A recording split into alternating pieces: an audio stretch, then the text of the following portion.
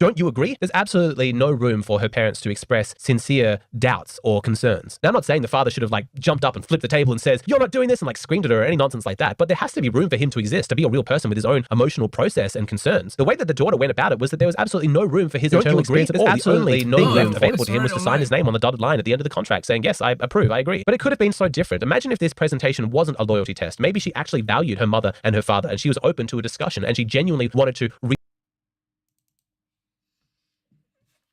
That's a good one.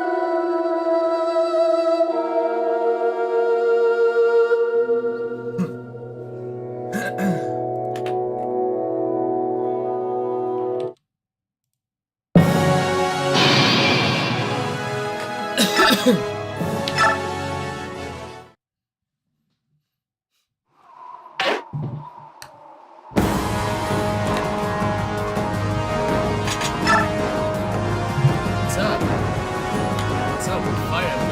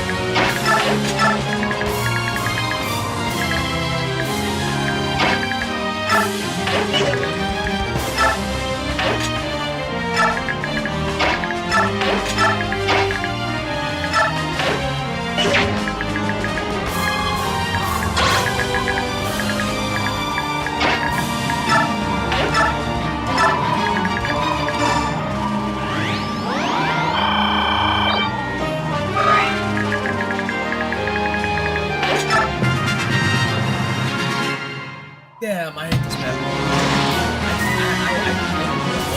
Haha.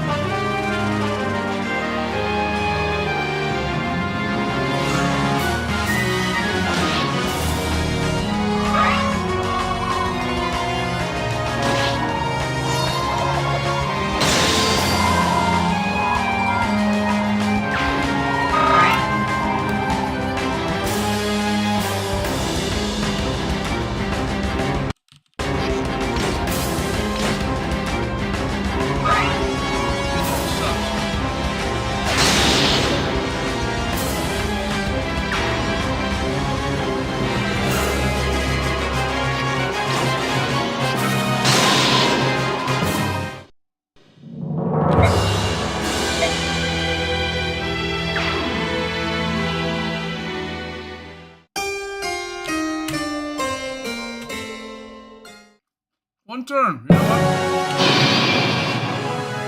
I'm never going to play this game again. This game sucks.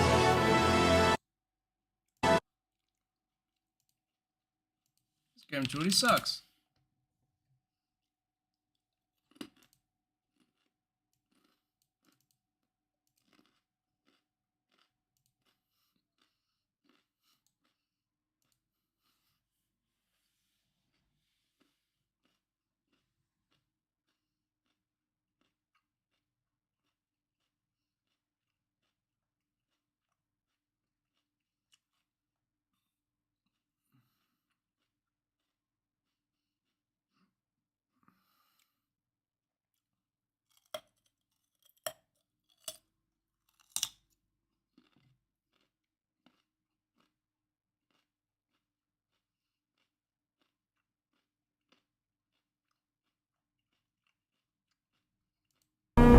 Minivan's that way. Field morgue's this way. I'll wait. Just take the night off, Sergeant. On pizza night? No way. What is that girlfriend of yours seeing a freak show like you anyway? You have to ask her. Maybe I will. What exactly is it you think I've done? I know you're connected to the ice truck killer. Could you be more vague? I know you're too careful. You keep your assets in cash. You don't belong to any organizations or alumni groups. You were top of your class in med school, but you traded it for fucking blood spatter. I know you studied martial arts in college, but I don't know what a lab geek needs with advanced jujitsu. You know what an easy credit is? I know you're a good liar, too. Not good enough. Minivan's that way. Reassure them and talk through their concerns rather than just like steamroll them. It could have been a very soft, quiet discussion, definitely not filmed for social media, where she said, I respect you, I have a choice that might be difficult for you to hear. I want to take the time to address all of your concerns. I'm happy for you to ask me anything. Let's respect each other. Let's be mature and responsible about this. Actually give her mother and father space to process how they feel about this and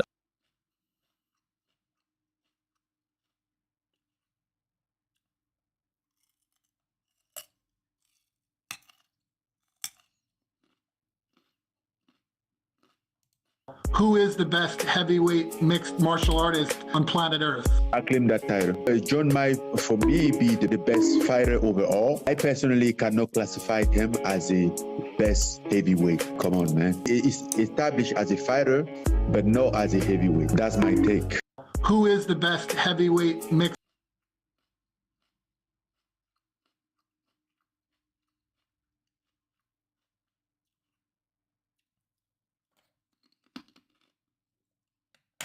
Manchester City? What?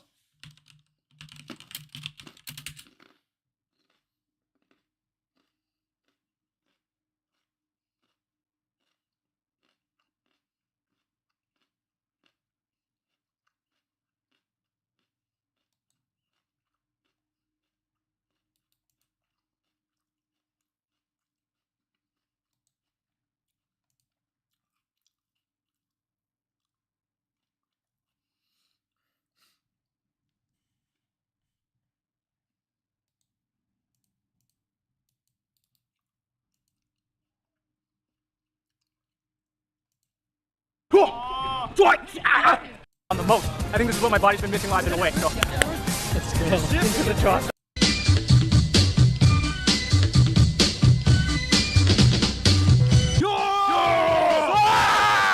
We back, Brian. Show 'em your back. We back. We back like the dinner table. Yeah. Been a minute since you guys seen a training vlog, but expect a lot of training vlogs because we don't do anything else but training. Yeah, training. Today we decided to show you guys a little bit of our hood, where we came up. This Little Saigon. Yeah. This is the monument capital. This is the hood right here. And today we decided to train here. You know why?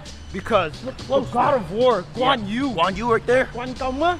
In Vietnamese, we call him Quan Công, the god of war. Is watching us. Can't get around if he's watching. If the god of war is here, you got to bring out your warrior spirit. We got special guest training with us too, Prince of Little Saigon. Yeah, Brian Huang. Brian Huang. Yes, the king of OC tricking. He's taking over the movement. He provides a temple for us to train at, but unfortunately today the gym is being rented out to train to someone else. So we're just training here on the lot because when you top vault, all you need is floor. And your spirit, the warrior spirit. We here. We Martial Club. We forever. Training's important. But when you do it by yourself, there's only so far you can go. When you train with your brothers, you find limits that you never knew existed. That's right, that's right. Brian, before we train, we like to do a little bit of meditation, because Yes, what sir. that does is like, if this is the training ground, whatever problem, cloud, or crap, or scatter you have in your mind, that is gone. Nothing else exists but you and this training ground. Any external worldly problems, situation, things, physical things, gone. The only thing that matters here is your warrior spirit and this damn floor, cuz. And plus, when you in the meditation state, you in the theta state, and that's a state we're in when we're kids. So what we do when we train, we gotta bring out our inner child and feel our spirit. Martial arts is nothing but an outlet to cultivate your own spirit. Me and Brian, we call this the 36 chambers training. These are the training that's straight out of the Kung Fu movies. So you got the iron palm bag, then you got the iron ring. What else do we do? What one odd person sits out and splits head to toe. We have a 45-pound plate, and then we go like this. Oh yeah, it's kind of like a circuit, but for like super functional, like Kung Fu specific training. Sometimes on like social media nowadays, many of us would tend to post their highlight stuff. So Can I say all something? the flashy stuff, but like What's today, we're gonna show training? the grind, the Kung basics Fu, that go down kickboxing, behind the BJ. scenes that no one sees. You got something to say? Looks like you got Much something to better say. than Yeah, I got nothing to say. going Only out, do. going for a booze. Yeah. Check out the This is bling. the best. It's the real. With your brothers. Oh yeah, 5, huh? With your brothers. Oh, they make call it the you legend of the confident. 10 rings. You know what I This mean? shit This is the legend of everybody 8 rings right here. I think martial arts are better than most games. I think they're much better than Nguyen, much better than they're heroes. You see this here? No fancy mats, no nothing. I don't need all that. Look at this, stretching on concrete. Don't be coming complaining to me. I need a yoga mat. Oh, it hurts. I don't have a place to stretch. Shut the fuck up. This is the station that requires the least movement, and yet it's the one I'm probably gonna suffer on the most. I think this is what my body's been missing while I've been away. So, into the jaws of death. Call this the Buddha palm.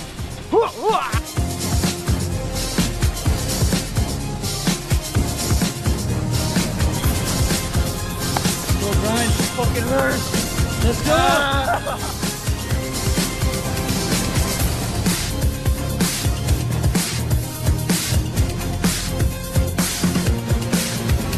You see people at the gym, right? Sure, you can deadlift 600. Well, I can too. But the difference between me and the person who deadlifts 600 is that I hit sand. I be beating that. Talk about strength, that's true strength. Where's your strength? The idea sounded cool, doing 36 chamber training, but when you're actually in it, I actually enjoy it. Because, you know, you gotta be present with the pain, you know, because you're in pain, you gotta be present, and then you gotta face it. You know the point when you're suffering, when you're hurting, your physical body's hurting and you're suffering. You're just in pain and suffering. Your body's not there anymore, it's just you. It's called the warrior spirit. Ah, yeah. Today's all about targeting our weaknesses. A lot of times we want to go around the obstacle. Right now we got to go straight through to the heart of the problem. This is how we stay strong. This is how we grow. Okay, that's a nice movement. So like, ever since we've been getting busy with the movies and stuff, and like prepping, and we're not prepping, we're writing, we're not writing, we're editing, our brains can get a little scattered. So like what I've been trying to do nowadays, bring my awareness back to the present moment. When I'm training nowadays, I'm experimenting more with a lot of freestyling, because we've done our years of just training the basics and training our sections and our routines. Sometimes you learn the rules so you can break them, and then like when you freestyle, you just kind of let yourself be. You learn to react off what your instinct is. So once you're there and you react off what, shut up! And you react off what your instinct is, you're being the most real and the most authentic to yourself. Say like if Dima likes to run like the first section of like a long fist, I'll do a couple of those, get it out of my system, and then eventually I like to just start spreading out and letting myself go. Just get creative and react purely off instinct. So then if my forms aren't the most perfect, at least it's genuine. Just learning to be okay with that is something new I'm learning nowadays. Oh.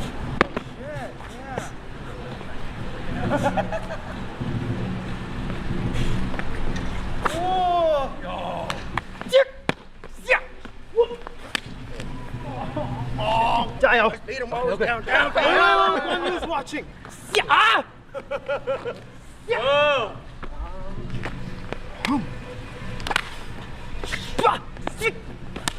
Hey! Oh, yeah. Wait, the iron palm worked. Hey, you see what happened there? He done fell down, but when you got the god of, oh, I'm not allowed to point. My bad. I can't point. When you got the god of war over there watching you, hey, you can't be playing. You gotta go hard. You get this right. Fly! Let's go. Jail, Kenny. Nice!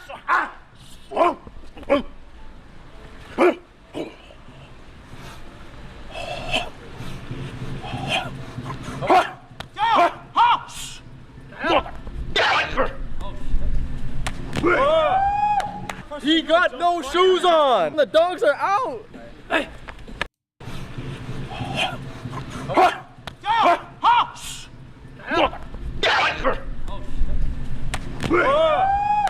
He got no shoes on. The dogs are out. Hey. Hey.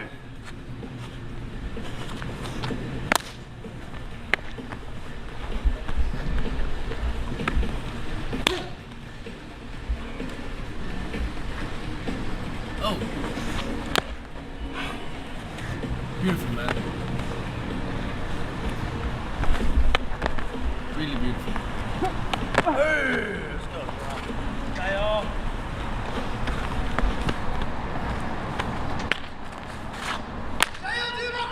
Let's go, let's go. Power, power. Woo. Hey. Yeah. Go. Yeah. Yeah. Let's go. Yeah. Nice. Let's go. Go. Yo. Hey.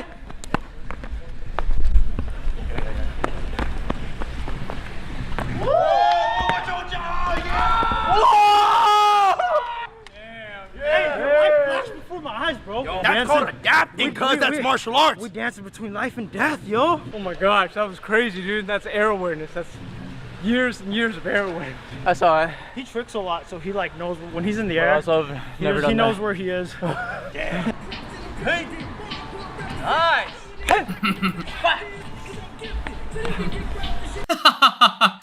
Brothers, wait. Look. I'm not. Listen. What? So how do you know? If You need to respect him, man. Listen what he says. Look what he's saying. Not happy with my performance. I mean, I would give myself a 2 out of 10. Like it's, I cannot overstate how horrible a performance this was, or set of circumstances it was after that first round, compared to what my vision was for what I am capable of. And I believe I beat Charles Oliveira 9 times out of 10. And obviously I've lost to him twice now, 2 out of 2. I have a 100% loss rate to Charles Oliveira. So I understand why people might tisk at that, roll their eyes. Come on, let's go, Demo. Hey! Yo! Let's go! Ha!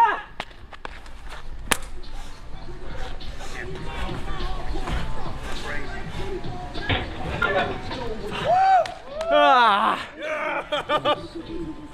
Hey, you're running it this time, huh? Yeah! I missed it. Hey, you're running it this time, huh? Yeah! Oh, what do you do? I missed it. Goddamn, I missed it. It's out. Oh, now turn it. What? Wait. Yeah. Let's go. Hey, go.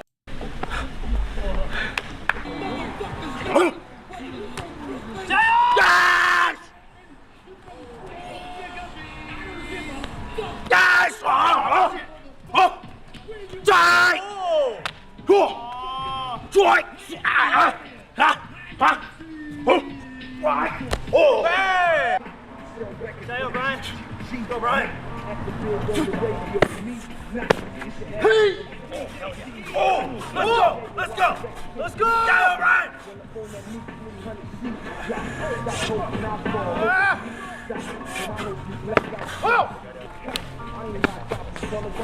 Yo,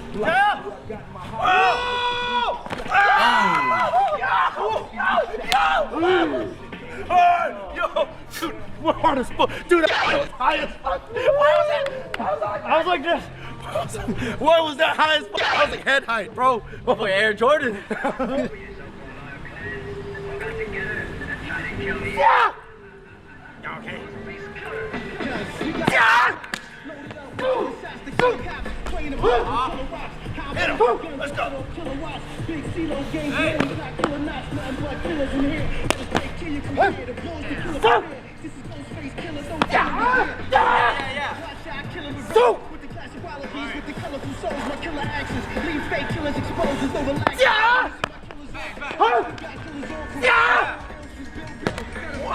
This is my first time out training with the boys in a while. I've kind of been busy adulting, you know? To be honest, my lungs need to catch up with where my spirit's at. So, this training session taught me that even though the body's this close from death, these are the moments when you feel most alive. So, thank you guys. Hey, I know you guys have been seeing us on all that Hollywood stuff. Dude, yeah, pay up. Owe me money. You straight up owe me money. You owed me AirPod Pro Maxes that I've been asking for 6 months. I paid $7,000 to say this. And you're getting reimbursed for that. I haven't seen a dime from this podcast. Yeah, either have I. Bro, fuck. Right, either have I. Yes, you have, because you're Either have I. fucking paying. Friends with YouTube and Google. Talk to Google. Yes, Google got it. Talk to Google. But just a reminder, before the Hollywood and the movies, it was here first. It was the first. It was the martial arts first. So I know you guys missed us, but we going back.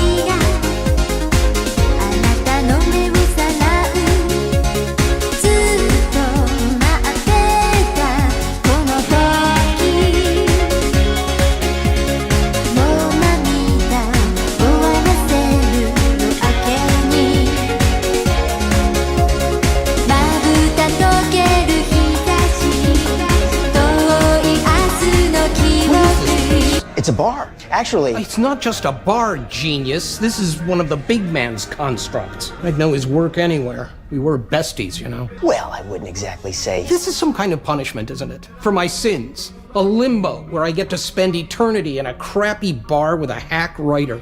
Dude. Sorry, Chuckles. You didn't like any of it?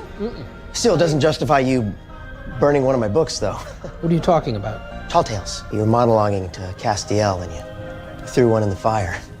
How do you know about that?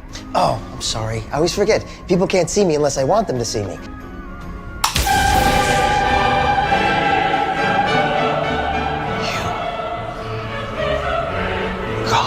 What is this place? It's a bar. Actually, it's not just a bar, genius. This is one of the big man's constructs. I'd know his work anywhere. We were besties, you know.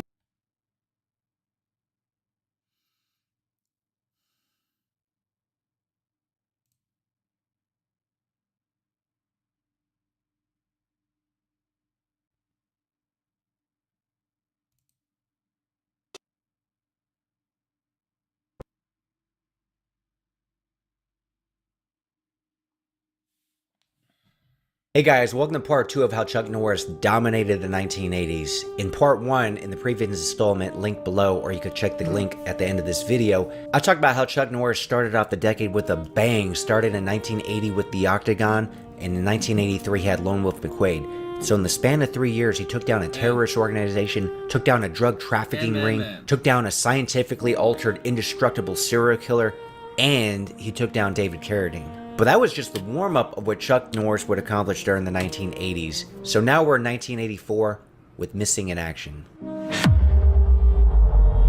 Missing in Action.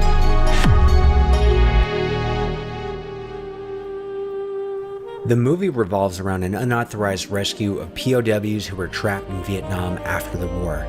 If that sounds like the plot from Rambo First Blood Part 2, Hollywood lore has it that Missing in Action was inspired by James Cameron's treatment of the former, as well as the eventual script that he co-wrote with Sylvester Stallone. Missing in Action and its first sequel were rushed to theaters before Rambo 2 came out, but the similarities between the films were not lost on movie fans, and even though it came out first, many people see it as a Rambo ripoff. While both films are quintessential 1980s action movies featuring Vietnam War veterans rescuing POWs, Rambo First Blood Part 2 is the more explosive, spectacle-driven film.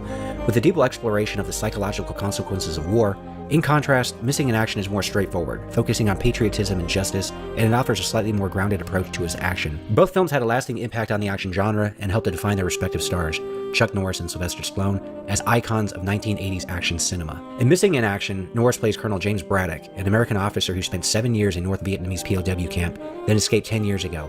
Braddock accompanies a government investigation team that goes to Ho Chi Minh City to check out reports of Americans still held prisoner. Braddock gets the evidence and travels back to Thailand, where he meets Tuck, an old army buddy turned black market kingpin. Together, they launch a mission deep into the jungle to free American POWs from General Tran, played by James Hong. Hot ride! Hot ride! Vietnam is widely known as the war that America didn't win, and Missing in Action tries to rectify that by having Braddock face impossible odds to rescue at least some of the POWs who were left behind. That gives America a win it never had in reality, and Rambo 2 essentially did the same thing, a year later as mentioned. Sir, do we get the win this time? This time it's up to you. That does remind me, I remember growing up on army bases back in that era when those films came out, and you'd always see those POW MIA flags, prisoner of war, missing in action. And I feel like films like Rambo 2 especially, and also Missing in Action, was great for the soldiers to see. It was almost like cathartic in a way when they would watch that film. You know there's more men out there. You know where they are. Find them. These films are like fantasy, and to at least see in film what many of them wish they could do, or have someone else do, something that would have taken place, it was nice. It resonated with American audiences, civilians alike, and that's one reason why these movies were so successful. Mission accomplished. Following Missing in Action would come the sequel, that is really the prequel, Missing in Action 2, The Beginning. The first two Missing in Action film movies were filmed back-to-back, which is how they were both able to beat Rambo First Blood Part 2 to theaters. The second film, Missing in Action 2, The Beginning, was initially meant to be the first movie, but the Cannon Group, the studio behind the franchise, realized that the second film, which became Missing in Action, was more compelling than the story of Braddock's years of captivity as a POW, which is why the release order was switched. This made a lot of sense as the studio was sure they'd have a huge hit with Missing in Action, then making Part 1, a prequel, would sell due to its sequel success regardless of its quality. Code of Silence would follow in 1985, directed by Andrew Davis, who would later work with Steven Seagal in 1988's Above the Law. The two films share many similarities, and in both films, Chuck Norris and Steven Seagal play Chicago cops. In Code of Silence, Norris plays Eddie Cusack and is caught in the middle of a gang war while his own comrades shun him because he wants to take down an irresponsible cop. That's where the title comes into play, by the way, as Chuck Norris broke the Code of Silence. The film is one of Chuck Norris' standout movies from the 1980s, primarily because it marked a departure from his typical action hero roles. The film presents Norris in a more complex, nuanced character than many of his other portrayals as a one-man army or invincible soldier. Code of Silence blends action with crime drama, offering a grittier, more realistic take on the genre, while still showcasing Norris' martial arts expertise and tough guy persona, which just seems to ooze out of him, man, and audiences have loved it. One of the central themes of Code of Silence is the corruption within law enforcement and the struggle between justice and the system. Eddie Cusack operates in the world where both criminals and police officers are corrupt, and he has to decide whether to follow the rules of the department or to take matters in his own hands. His struggle with the system is a core part of his character, and it reflects the 1980s cultural anxieties about law enforcement, crime, and authority. Cusack's arc also revolves around personal redemption. His fractured relationships with his ex-wife and daughter, combined with his disillusionment with the police force, suggest that Cusack is looking for a sense of personal redemption, not just professional success. This internal struggle makes him a more relatable and human character compared to many of Norris's other roles. It should also be noted that there's a robotic sidekick in this film, which came out 2 years before RoboCop made its way to the theaters. That's something about the 80s, man, is the robots. Rocky IV had a robot, that's Sylvester Stallone.